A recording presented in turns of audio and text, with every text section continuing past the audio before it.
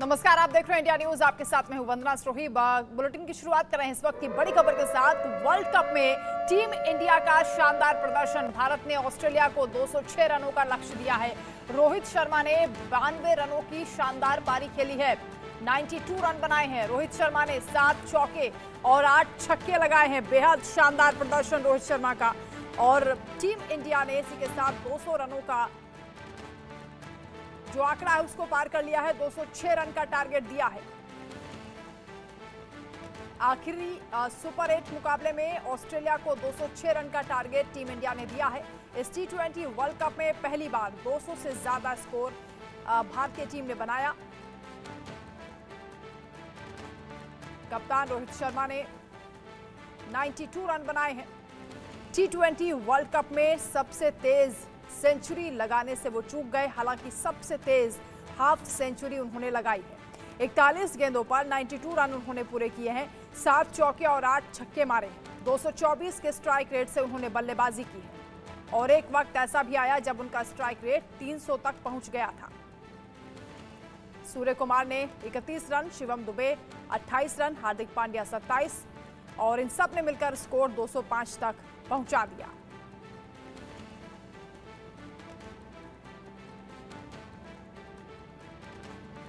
तो आखिरी ओवर में 10 रन बनाए पैट कमिंस ने और 206 रन का टारगेट मिला है। मनोज जोशी जी हमारे साथ जुड़ रहे हैं, sports editor. Manoj ji, 206 run का जो लक्ष्य दिया गया है ऑस्ट्रेलियाई टीम के लिए, आपको क्या लगता है कितना बड़ा ये चुनौतीपूर्ण होगा? हालांकि बहुत शानदार टीम इंडिया ने बल्लेबाजी की है। सबसे ज्यादा रोहित शर्मा ने सबको प्रभावित किया, 92 रन।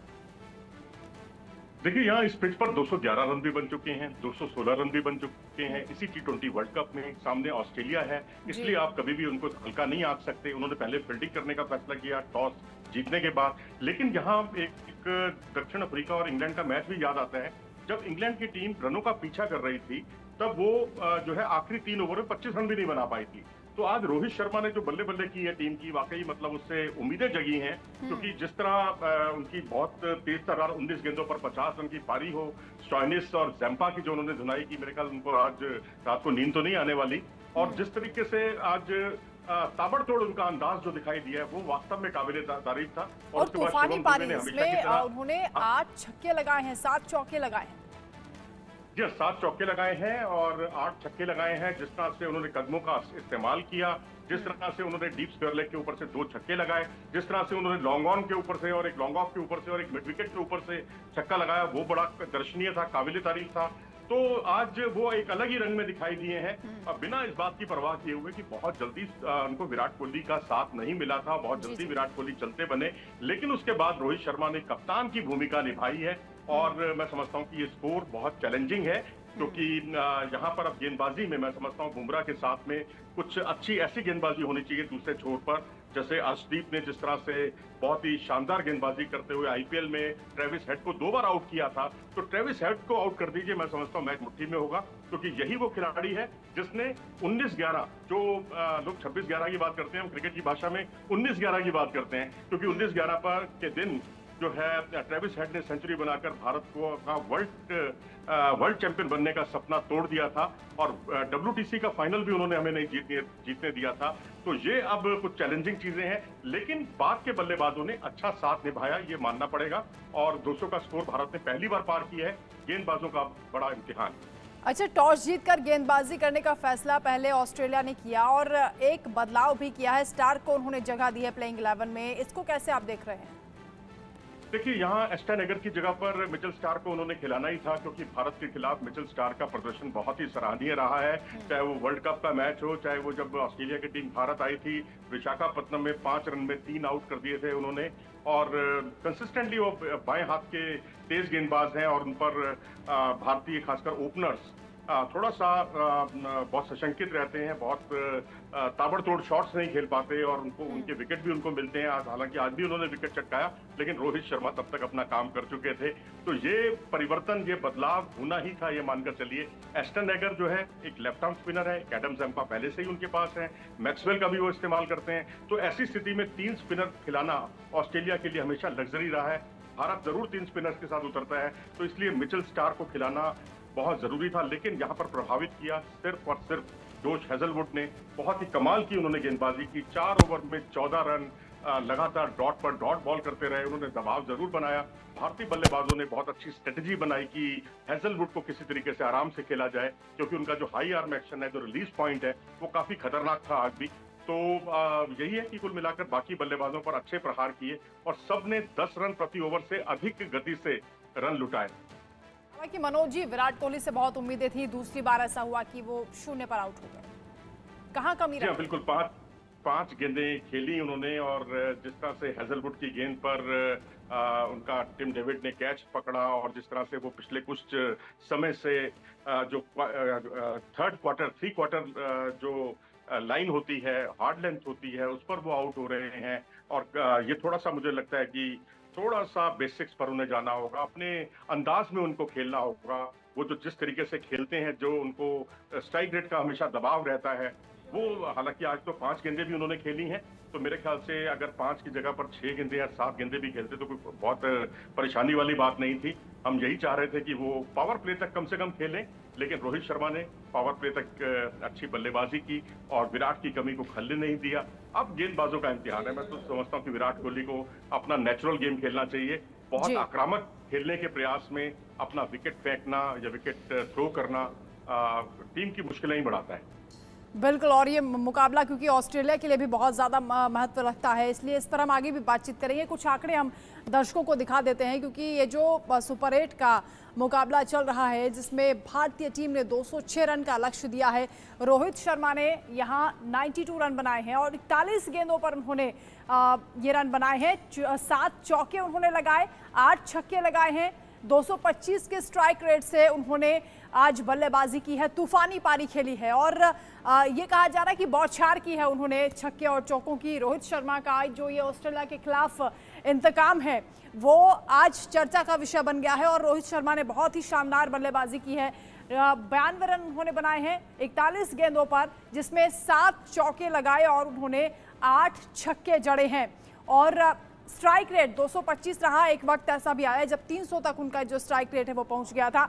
आज जो भारतीय वहां पर इस मुकाबले को देख रहे हैं और खासतौर से जो क्रिकेट के फैंस हैं, जो रोहित शर्मा के फैंस हैं, वो भी आज बहुत प्रभावित हुए हैं रोहित शर्मा से। हालांकि यही उम्मीद की जाती है कि जब जब इस तरह का कोई मैच होता है, बड़ा मैच होता है, जैसे सामने हम देख रहे हैं कि ऑस्ट्रेलिया की टीम है जो कि काफ़ी चैलेंजिंग रहती है टीम इंडिया के लिए भी और अच्छे बल्लेबाजी वो भी करते हैं।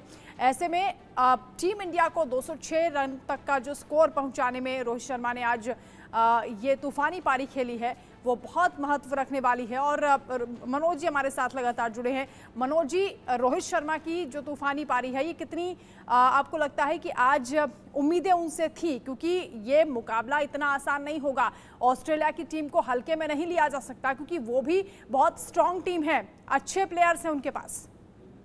मुझे लगता है आपकी आवाज जो है शायद अर्शदीप ने सुन ली है और अर्शदीप ने उसी का शायद आपको एक माकूल जवाब देने की कोशिश की है। उन्होंने डेविड वार्नर का विकेट चटका लिया है और इस तरह से 6 रन उन्होंने वार्नर ने बनाए हैं और 6 रन पर पहला विकेट खो दिया है पहले ही ओवर में ऑस्ट्रेलिया ने। तो ये एक अच्छी खबर है। रही बात आपका सवाल पे आता हूं मैं, रोहित शर्मा ने भारत की वाकई मुश्किलें हल कर दी। आप कल्पना कीजिए कि अगर विराट कोहली आउट हुए थे, अगर मान लीजिए पावर प्ले में रोहित शर्मा का भी विकेट गिर जाता, तो वाकई भारतीय जो मध्यक्रम है उस पर एक दबाव आ जाता।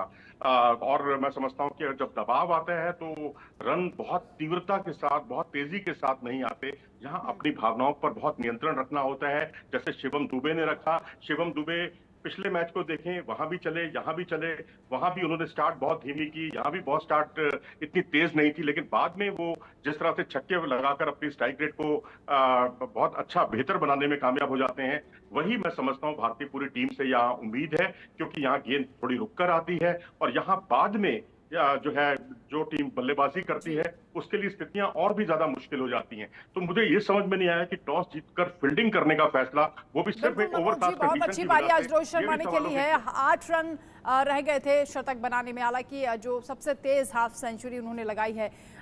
इसके साथ ही ये भी आपको बता दें कि ये जो मुकाबला है वो बहुत दिलचस्प होने वाला है। रोहित शर्मा ने जो पारी खेली है, जिसमें 92 रन उन्होंने बनाए हैं, 41 गेंदों पर 7 चौके लगाए हैं, उन्होंने 7 8 छक्के लगाए हैं और 225 की स्ट्राइक रेट से उन्होंने आज खेला है। और शुरुआत अब क्योंकि ऑस्ट्रेलिया की टीम भी बल्लेबाजी की कर चुकी है, हर्षदीप ने पहला विकेट भी चटक लिया है, ये हमें मनोज जी बता रहे थे। और भी जो अपडेट होगा हम आप तक पहुंचाते रहेंगे, लेकिन सबसे दिलचस्प मुकाबला आज होने वाला है, बेहद इंटरेस्टिंग, क्योंकि 206 का स्कोर दिया है, जिसे जो है आसानी से हासिल नहीं किया जा सकता, लेकिन सामने क्योंकि ऑस्ट्रेलिया की टीम है और उसके लिए भी बहुत ज़रूरी है आज का ये मुकाबला जीतना, इसलिए ये बहुत दिलचस्प मुकाबला होगा। और ये माना जा रहा है कि आखिरी ओवर तक, आखिरी गेंद तक ये मुकाबला पहुंचेगा। और मनोज जी हमारे साथ लगातार जुड़े हैं। मनोज जी, ये उम्मीद करके बैठे हैं, दिल थाम कर बैठे हैं जो तमाम फैंस हैं, दर्शक हैं, कि आज का जो ये मुकाबला है वो आखिरी गेंद तक पहुंचेगा और नेक टू नेक फाइट यहां दिखाई देगी। अगर ट्रेविस हेड टिक गए तो आपकी बात बिल्कुल सही है। अगर ट्रेविस हेड का विकेट जल्दी मिल जाता है भारतीय टीम को, क्योंकि आप मिचेल मार्श को देखें, वो बिल्कुल लय में नहीं है। उन्होंने जिस तरह से 6 पारियों में कुछ 87-88 रन बनाए हैं, बिल्कुल आउट ऑफ फॉर्म है। उसके अलावा अगर आप मैथ्यू वेड को देखें, टिम डेविड को देखें, कोई भी लय में नहीं चल रहा। लेकिन आपने बिल्कुल ठीक कहा कि सामने ऑस्ट्रेलिया है और एक घायल शेर जो होता है वो सामान्य शेर से ज्यादा खतरनाक होता है। और इस वक्त क्योंकि उनको जो घाव दिए हैं अफगानिस्तान की टीम ने, मैं समझता हूं कि यहाँ से ऑस्ट्रेलिया कोई भी चूक नहीं करेगा। बहुत सहजता के साथ मैं समझता हूँ धीरे धीरे पारी को आगे बढ़ाएगा। उसमें स्ट्रेटेजी भी आपको दिखाई देगी। लेकिन अब सवाल है यहाँ की जसप्रीत बुमराह, अर्शदीप की जो जोड़ी है, जो मिलकर 22 विकेट चटका चुकी है, और इस विकेट को भी मिला दिया जाए तो 23 विकेट चटका चुकी है और एक नई उभरती हुई जोड़ी साबित हुई है। तो मुझे लगता है कि यहाँ इतना खेलना इतना आसान नहीं होने वाला। और गेंद क्योंकि यहाँ रुककर आती है, सेंट लूसिया का मैदान ही कुछ इस तरह का है कि इसमें बाद में बल्लेबाजी करना बहुत ज्यादा चुनौतीपूर्ण होता है। सिर्फ एक ओवरकास्ट कंडीशन की वजह से एक मैं कहूंगा ब्लंडर किया है। टॉस जीतकर पहले फील्डिंग करने का जो फैसला था वो सवालों के घेरे में है। भारत ने 200 रन पार कर लिए। उसमें रोहित शर्मा ने जो कमाल का प्रदर्शन किया, या जो हार्दिक पांड्या का जो कैच छूटा है आज, जब वो 4 रनों पर खेल रहे थे और वो 24 रन बना गए, तो ये 20 रनों का जो फासला है, ये कहीं जीत और हार का अंतर पैदा ना कर दे। बिल्कुल, कई टर्निंग पॉइंट्स भी आए हैं आज के इस मुकाबले में, जिस पर हम आगे भी चर्चा करेंगे। लेकिन अब ऑस्ट्रेलिया की टीम में और कौन कौन से बल्लेबाज आपको दिखाई देते हैं जो इस स्कोर को कह सकते हैं कि पूरा करने में बहुत आसानी से काम कर सकते हैं? और क्योंकि हमारे भी जो बुमराह की बात करते हैं, जिन्हें बूम बूम बुमराह भी कहा जाता है, और शानदार वो गेंदबाजी कर भी रहे हैं और आजकल पूरे फॉर्म में दिख रहे हैं। हर्षदीप की भी आपने बात की, 1 विकेट उन्होंने ले भी लिया है। तो ये कैसा मुकाबला आप देख रहे हैं? कौन कौन से बल्लेबाजों से बचना होगा भारतीय टीम को? देखिए, ट्रेविस हेड तो है ही, क्योंकि यही ट्रेविस हेड जिनकी मैंने अभी कुछ देर पहले आपको तारीफ की कि 2 ऐसे अहम मैचों में इन्होंने सेंचुरी बनाई है। तो मैं तो कहूंगा कि पहले तो ट्रेविस हेड को आप अवे मूवमेंट पर आउट करें, जो अवे सीम, जो सीम बाहर की तरफ जाती है। क्योंकि यदि आप उनको जो उन्होंने गलती की, रोहित शर्मा को लगातार स्लॉट पर गेंदबाजी करते रहे और रोहित शर्मा छक्के लगाते चले गए, वो गलती भारतीय गेंदबाजों को करने से बचना होगा।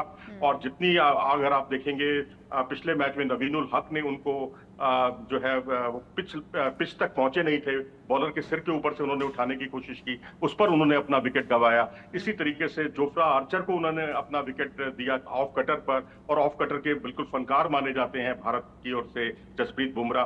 तो बिल्कुल जितनी अवे सीम आप उनको बॉल दोगे उतना अच्छा रहेगा। और रही बात आपके दूसरे सवाल की, दूसरे सवाल का बस यही मैं कहूंगा कि मार्कस स्टोइनिस, जो कि बहुत अच्छी लय में दिखाई दे रहे हैं, उनसे केयरफुल रहिए। मैक्सवेल से केयरफुल रहिए, क्योंकि पिछले मैच में वो 1 मैन आर्मी साबित हुए थे, मैच नहीं जिता पाए थे। लेकिन वो जो वनडे वर्ल्ड कप का जो मैच था अफगानिस्तान के खिलाफ, उन्होंने अपने दम पर डबल सेंचुरी बनाकर मैच जिताया था। तो बस ये है कि मैक्सवेल, स्टोइनिस, ये जो बहुत अच्छी लय में चल रहे हैं, उनको रोका जाए और वहां सबसे पहले ट्रेविस हेड को आउट किया जाए। अवे सीम मूवमेंट का ज्यादा से ज्यादा इस्तेमाल किया जाए। जितना उनको दूर रखेंगे, वाइड यॉर्कर करेंगे, उतना वो गलतियां भी करेंगे। अब टर्निंग पॉइंट्स की बात कर लेते हैं। कौन कौन से हाइलाइट्स आपको इस मैच में नजर आई हैं भारतीय टीम की बल्लेबाजी के दौरान? देखिए, पहले तो विराट कोहली का आउट होना, उस समय लग रहा था कि कहीं चढ़कर ऑस्ट्रेलिया खेल रहा है और हम पर हावी ना हो जाए। लेकिन भारतीय खिलाड़ियों ने भी, खासकर ऋषभ पंत ने बहुत अच्छा साथ निभाया। और पावर प्ले तक कोई विकेट नहीं जाने दिया। 60 रन पर 1 विकेट गिरा, ये अपने आप में एक पावर प्ले का अच्छा स्कोर माना जा सकता है। उसके बाद जो है जिस तरह से सूर्य कुमार यादव हर एक ने अपनी भूमिका को अंजाम दिया। देखिए पिछले मैच में भी यही हुआ, यहां भी यही हुआ कि हर बल्लेबाज ने, विराट कोहली को छोड़ दें तो बाकी सभी बल्लेबाजों ने अपनी तरफ से कंट्रीब्यूट किया है। तो ये जो कंट्रीब्यूशन, थोड़ा थोड़ा कंट्रीब्यूशन होता है, ये कई बार बहुत बड़ा कंट्रीब्यूशन बन जाता है। और इसीलिए आपने देखा कि भारत ने 200 का स्कोर पार किया। हर टीम 7-7 बल्लेबाजों से खेलती है। हम ऑलराउंडर सहित 8 बल्लेबाजों के साथ खेल रहे हैं। अक्षर पटेल और जडेजा दोनों टीम में मौजूद हैं। और तो और हमारा जो 9वें नंबर का खिलाड़ी जो है अब कुलदीप यादव, वो भी थोड़ी बहुत बल्लेबाजी कर ले